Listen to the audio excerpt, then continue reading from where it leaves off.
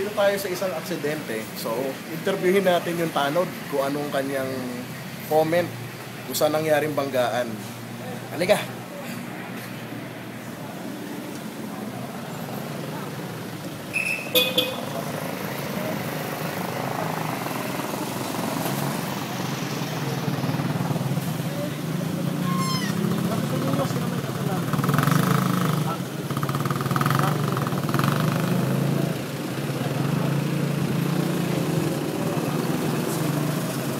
Ipa tayo.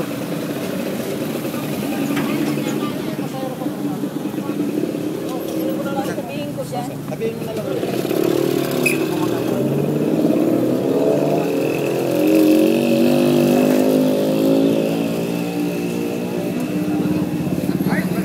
Okay, matakot si Bento. Si Bentul.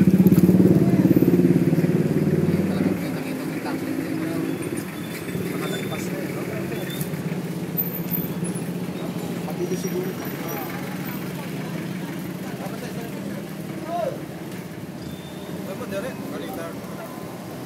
Gusto niyo yatang maging bida rin.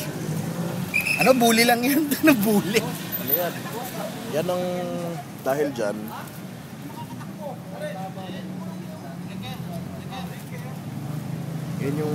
Yan ang epekto ng cybercrime law. Cybercrime law na pinapasa ng ating Senado sa cybercrime law. Yan po yun. Balita ko, sinasaktan daw nito yung anak niya. Medyo nahihiya po magsalita yung mga barangay tanod dito. Nahihiya kasi nakitang may camera.